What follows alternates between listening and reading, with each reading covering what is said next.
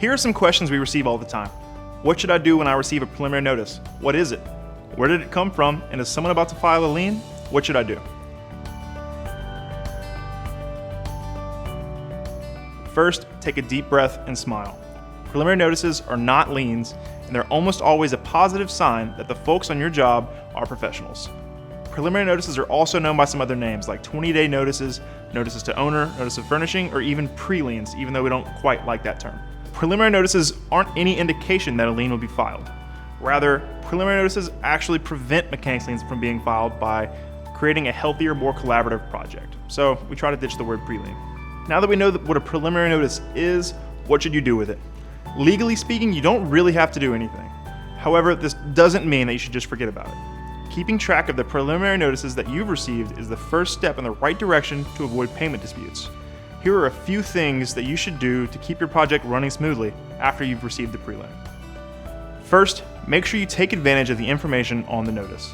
When you receive a prelim, it's typically from a sub or supplier that you may not have personally hired. A preliminary notice from them usually will have their company name, their contact info, what they're doing on the project, and it may even include an estimate for their work. So it's good to keep this information on hand. Enter the sender's information into your accounting software or your database of vendors if you have one, so that you have it on file. If anything looks out of ordinary on the notice, it might be a good idea to hop on a quick phone call to make sure that everyone is on the same page, whether that's calling the person that you hired or calling the sender directly. Let them know that you received the notice and, if needed, clear up any misunderstandings that you might have about their work on the job. If a payment dispute arises later on for whatever reason, you'd want them to communicate with you to figure things out instead of jumping directly to a claim, a lawsuit, or other expensive actions. And opening that line of communication from the beginning will establish a sound relationship and help things later on down the line. When it comes time for payment, it might be time to take another peek at preliminary notice records.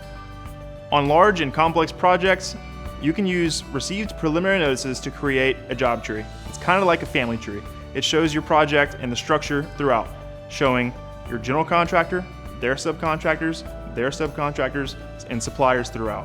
This will help you identify where the payment should be moving. If a payment dispute from a sub-tier party does arise, it'll be easier to connect the dots and sort through the issue. Additionally, keep in mind that the parties who sent preliminary notices have likely preserved their mechanics lien or bond claim rights on the job.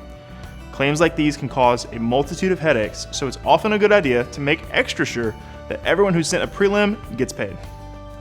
Finally, preliminary notice records can help you pinpoint who you should collect lien waivers from.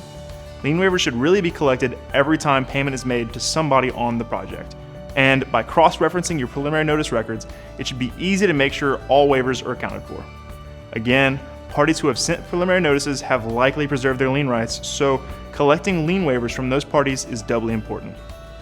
We hope this video helps clear up any confusion you may have after receiving a preliminary notice. And if you have any other questions, please feel free to post them on our expert center at levelset.com and get answers directly from construction attorneys and other industry experts.